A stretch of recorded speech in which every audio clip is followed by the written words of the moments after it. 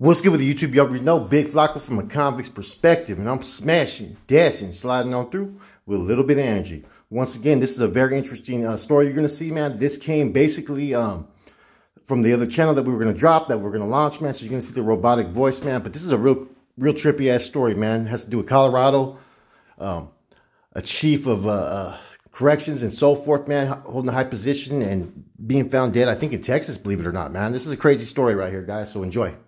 That said, man, have a good day. In the weeks before he assassinated Colorado Prison Chief Tom Clements, Evan E. Bell repeatedly told another 211 crew member that he was taking care of things on the street for other inmates and would likely die soon. An investigative document reveals.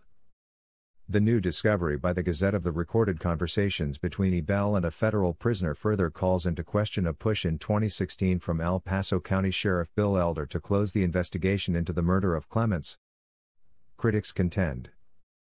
This evidence is compelling, said Mark Pfaff, a retired El Paso County Sheriff's detective who wrote more than 20 search warrant applications in the investigation into the murder of Clements.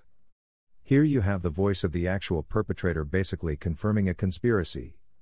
He says in his own words that he's doing something for people inside the prison system and predicting that as a result he'll end up dead. Elder in the past has said he believes E. Bell acted alone and has disputed a 77-page Texas Rangers investigative report that concluded E. Bell's actions were directed and ordered by the hierarchy of the 211 crew. Previous press reports quoted Elder as stating in 2016, "I can tell you definitively Evan E. Bell is the only one who killed Tom Clements." To make the leap that there was a giant conspiracy is not supported by the evidence. Elder moved to close the investigation into Clements' killing that year, telling the Gazette then there is no evidence to dispute that E. Bell acted alone. Elder quickly reversed course and kept the case open after meeting with other investigators and then Governor John Hickenlooper. Jacqueline Kirby, Elder's spokeswoman, said the investigation into the Clements murder remains open, which she said restrains her or any sheriff's investigators from discussing the case. Kirby said thousands and thousands of hours have been spent by investigators on the killing of Clements since Pfaff left the sheriff's office in 2014, though she declined to identify how many investigators are working the case. The telephone calls from a federal prisoner to E. Bell were captured on the system that records phone calls for the Federal Bureau of Prisons. A search warrant affidavit obtained by the Gazette references the phone calls. The newspaper also obtained an email from an FBI agent to the El Paso County Sheriff's Office describing the 4 phone calls the incarcerated 211 crew member made to E. Bell. In the last conversation, on March 10, 2013, the inmate tells his fellow 211 crew member E. Bell to try not to snap over stupid st out there. Too late, something snapped years ago, replied E. Bell, as the conversation ended, according to the FBI agent's account. 9 days after that final call, E. Bell committed one of the most notorious murders in Colorado history. He disguised himself as a pizza delivery man to ambush and kill the highest-ranking corrections official in Colorado. Clements' wife, Lisa, later told investigators that she and her husband had been watching television the night of March 19, 2013. She heard 2 gunshots as her husband answered the front door of their home in Monument. The force of the bullet sent him reeling backward and tumbling down steps. He cried out for her to call 911. But it was too late.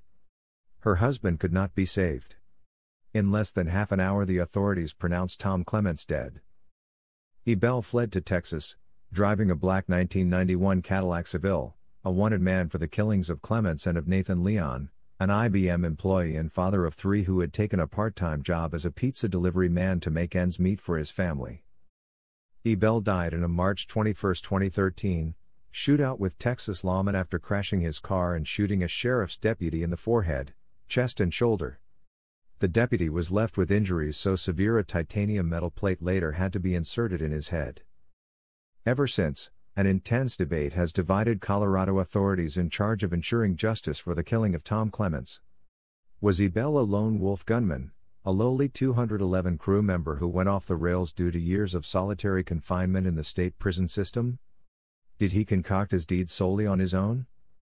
Or were E. Bell's activities methodically planned and coordinated by the hierarchy of the 211 crew who ordered E. Bell to kill a man who had devoted his life to public service?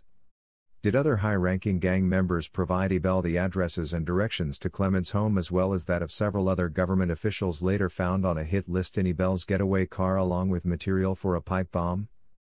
Determining the right answer is crucial. If other members of a gang that espoused white supremacy as a guiding principle were complicit in Ebell's murders, they've never been held to account. Further evidence exists pointing to a potential conspiracy, including the fact that a public official living in Pueblo who worked on the medical team of the state prison system reported getting a suspicious knock on her front door the same night of the Clements murder near the same time as the attack at Clements' home. The medical officer's daughter answered the door to find an individual wearing a hood with tattoos on his neck asking for the medical officer, Pfaff confirmed for the Gazette, who learned of the door knock from another source with ties to the investigation. The daughter said she was so fearful that she lied and told the person at the front door that her mother wasn't home, prompting him to leave. The address of the medical officer later was found on the kill list found in Ebell's car. As I've stated from the beginning of my quest to get justice for Tom Clements, there is overwhelming evidence of a 211 crew conspiracy to kill Tom Clements, Pfaff said. How much more evidence needs to come out to prove Sheriff Bill Elder lied when he said there was no evidence of a conspiracy? Former Commander Juan San Agustin, the lead investigator for the sheriff's office on the Clements slaying, also resigned from the sheriff's office to start a consulting business and was indicted on kidnapping charges in 2014.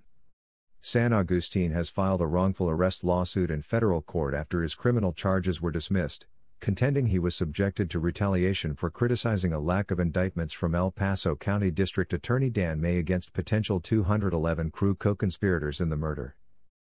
The 4 phone calls captured on prison recordings between Ebell and the other 211 crew member occurred between February 9, 2013, and March 10, 2013, states the search warrant affidavit obtained by the Gazette. An FBI agent who reviewed the recordings alerted El Paso County investigators to their existence, describing them in an email this way. During these recorded conversations, Ebell makes several comments in reference to not coming back to prison, taking care of things on the street for other inmates, having something to do, and indicates he will likely die soon. A judge approved the search warrant application and El Paso County Sheriff's investigators seized the recordings and took them in as evidence as they strive to build a conspiracy case against other 211 crew leaders they believe were complicit in the murders, according to 3 people familiar with what happened.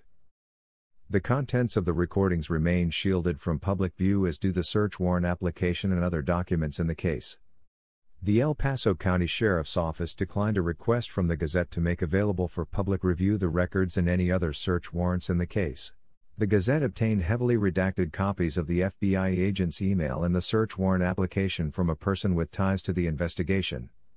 Pfaff confirmed their authenticity, though he declined to say whether he authored the search warrant affidavit. The Gazette could not obtain the actual recordings of the telephone calls.